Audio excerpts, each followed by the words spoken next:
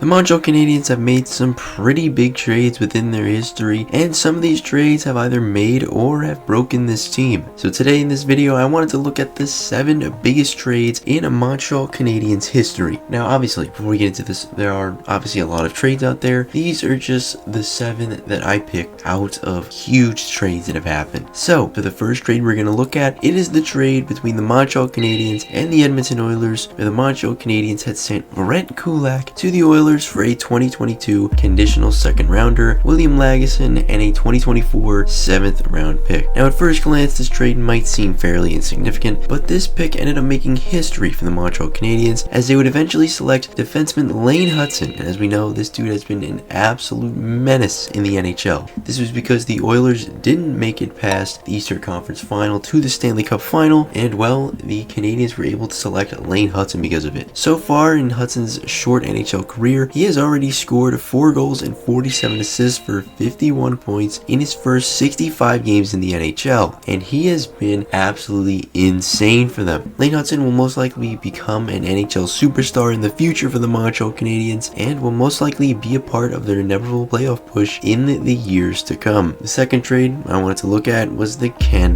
Dryden trade for the Montreal Canadiens. For context, the Montreal Canadiens had actually acquired Ken Dryden from the Boston Bruins way back in 1964, where they would get his signing rights along with Alex Campbell, and all the Montreal Canadiens had to give away was Guy Allen and Paul Reed. Believe it or not, these were prospects that never even played in the NHL. So, considering from what we're going to see next, this was honestly a steal for Montreal. And Ken Dryden, for whatever reason, was traded from the Boston Bruins, even though he was a 3rd round pick and was probably going to be a pretty good goaltender. The only reason I can think of as to why the Bruins made the deal was because Guy Allen and Paul Reed were both higher picks in the draft than Ken Dryden, and the Bruins wanted to take risks on them. But Dryden ended up having one of, if not the best career a goalie could have in his entire career. As well, in his first season, Dryden would only end up playing 26 games total in this NHL season. But in these 26 games, Dryden would go on to lead the Montreal Canadiens to a Stanley Cup, and would even beat the very team that drafted him in the Boston Bruins in a wild 7-game series. After this, Dryden would go on to play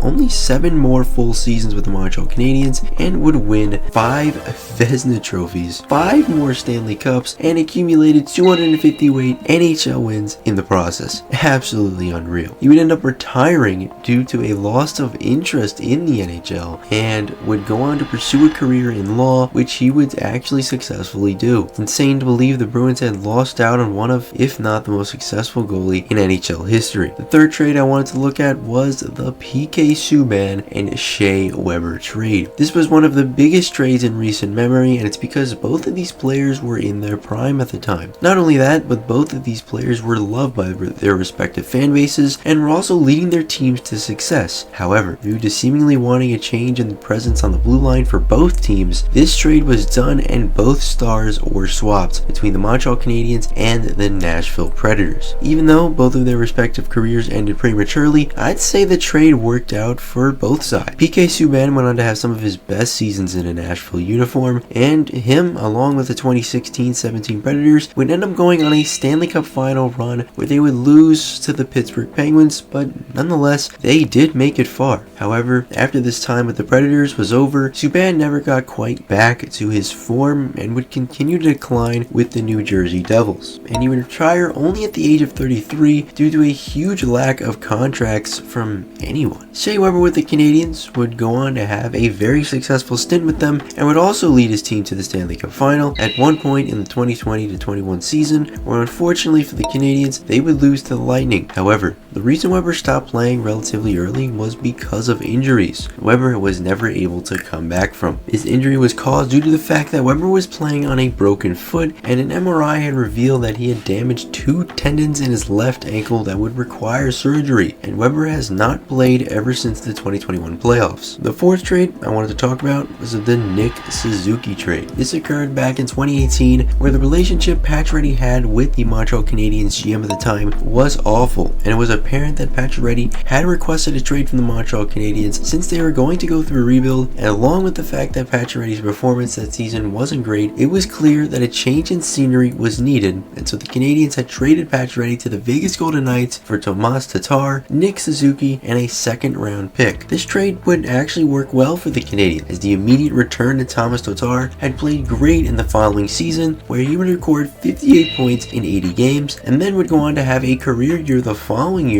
where you have a 61-point campaign in only 68 games in the 2019 to 2020 season. However, even though this was great, this wasn't the main focus of this trade. It would be the young talent in Nick Suzuki that was projected to be an amazing forward in the NHL, and well, nobody was wrong, as Nick Suzuki today is on pace for an over 80-point season and is now the captain of the Montreal Canadiens. The fifth trade I wanted to talk about was when the Montreal Canadiens had traded their first-round pick in 1970 to the California Golden Seals for their first-round pick in 1971, banking on the fact that the Golden Seals would do bad. And well, the Canadiens GM was right on the money, as the Golden Seals would finish dead last in that season, and while the Montreal Canadiens were able to select in the first round Guy Lafleur, the Canadiens, by selecting him, would go on to win 5 Stanley Cups, and he would go on to have 6 straight 110-point seasons. And man, what a trade this would be, as he would set a franchise record in points for the Montreal Canadiens, where he would score 1,246 points while playing 14 seasons with the Canadiens. The sixth trade I wanted to talk about was when the Montreal Canadiens had traded Chris Chelios and a second-round pick over to the Chicago Blackhawks for Denis Savard. The reason this trade was done was because the Canadiens GM at the time, who was Serge Savard, was concerned with Chelios' off-ice behavior and a knee injury. Instead of choosing to be patient, the trade was done. This trade was huge since the Canadiens were trading arguably their best defenseman at the time to the Blackhawks to get an extremely good forward. Denis Savard was older, and this trade actually ended up kinda working well for both teams. Initially, the Montreal Canadiens had really lost this trade, as Savard had not played well in his first year with the Canadiens, and they were eliminated in the second round of that year. However, the Canadiens would end up winning a cup in arguably Savard's worst playoff performance with the team, where he wouldn't score a goal in the 14 games he had played in the playoffs that season. In the end, he was actually traded from the Canadiens. But do you think that if Chris Chelios had stayed with the Montreal Canadiens, he would have stayed a Canadian forever? As well, he didn't go on to win a cup in Chicago,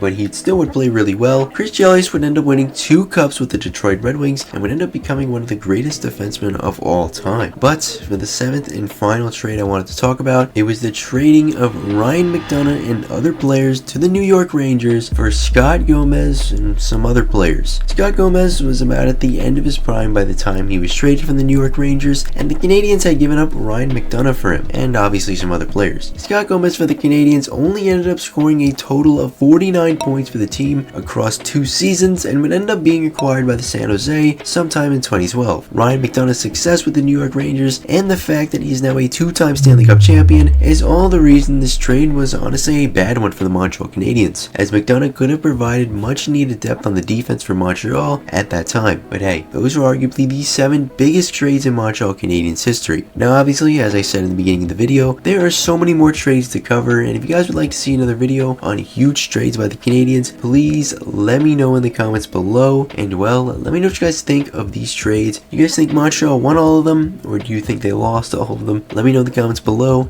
and I'll see you all in the next one. Peace.